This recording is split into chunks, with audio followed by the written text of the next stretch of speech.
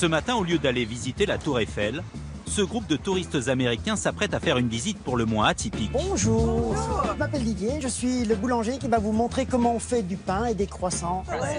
Ok? Eh bien, on va aller. Les touristes connaissent souvent les boulangeries de ce côté du comptoir. Désormais, une agence de voyage propose de découvrir l'arrière-cuisine en compagnie d'un boulanger professionnel. Cette visite privée d'une boulangerie est le produit le plus demandé par les étrangers. Je vais faire un peu de géographie. Je veux savoir d'où est-ce que vous venez. Cleveland, Ohio. Cleveland, en Ohio. Ok? Las Vegas, dans le Nevada. Las Vegas. Las Vegas. Ok. Et vous nous avez apporté des jetons? Didier, l'artisan boulanger, a du bagou. Il reçoit des touristes une fois par semaine. Il y a toujours un traducteur. Je ferai pas trop confiance. Et depuis peu, il a étoffé son offre. Il apprend à faire du pain. Donc le premier geste qu'on fait, c'est d'appuyer sur la pâte. Et regardez, votre baguette est déjà formée. Exactement. Eh bien, à vous. Voilà, c'est ça, exactement. Vous pouvez appuyer dessus, comme ça. Vous avez très bien travaillé. Le cours dure 3 heures.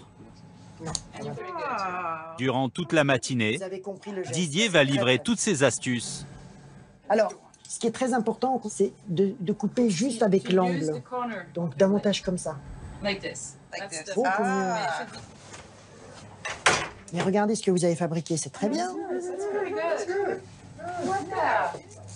Si, justement, ça sera bien. C'est vraiment très beau. Je pensais pas qu'on réussirait à faire ça. C'est incroyable, vraiment beau. Tonia a déboursé 216 € pour faire plaisir à son mari. Wow. I know he likes to bake. Je sais qu'il aime faire de la pâtisserie, donc on s'est dit, regardons s'il existe un cours pour faire des croissants, apprendre à faire des baguettes. Et je suis tombée sur ce cours sur Internet. Et ça l'a tout de suite branché. Excited about it. Le monde entier connaît la fameuse baguette et les croissants. Pour ces touristes, c'est même l'un des symboles de la France. Waouh, c'est beau. C'est moi qui l'ai fait. Bah non, vous n'avez pas fini. Cerise sur le gâteau, Where's my camera? Oh, tu peux prendre une photo avant que je mange ça? ces Américains peuvent goûter le résultat de leurs 3 heures de travail.